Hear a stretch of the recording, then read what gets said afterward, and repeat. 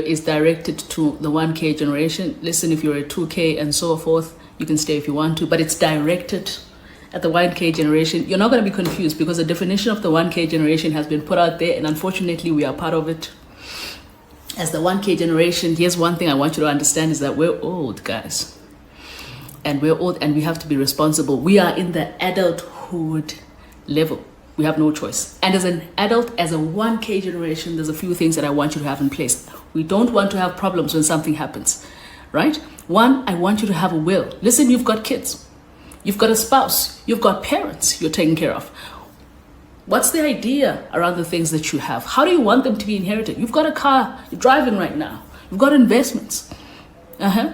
Don't you? You've got a house that you recently just bought. So what's the plan? If something happens to you, how are those things supposed to be inherited? We don't want problems.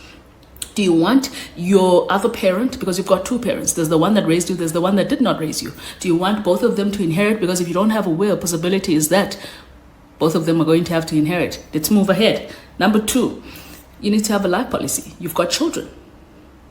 You have children. You have put them in a certain standard. They go to certain schools. They eat certain foods. They live in certain neighborhoods. If something happens to you, in terms of school, in terms of all of these things that I've counted, how are those things supposed to continue if you don't have a life policy? And in addition to that, I don't just want you to have a life policy.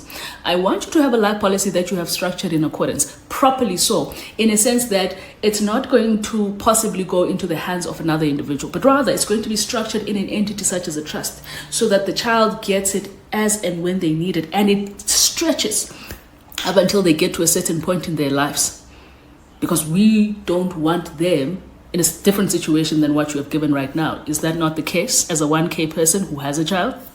Let's move ahead. Another thing that I want you to think about is what I spoke about not so long ago, that when you're going to make these important decisions now, we need you to be level-headed. We're not at a point where we can afford to be excited in the decisions that we're making. In fact, in most instances at this point in time, as the 1K generation, it's difficult to be excited about any decision, i.e. getting married, buying a car, buying an immovable property. Why? Because you are counting so many things. Yes, you're so grateful and thankful that, oh my goodness, I can be able to purchase this. But now you're thinking about so many things that come with this. So I want you to be level-headed. As a 1K person, you cannot think only utilizing emotions or make decisions on that basis.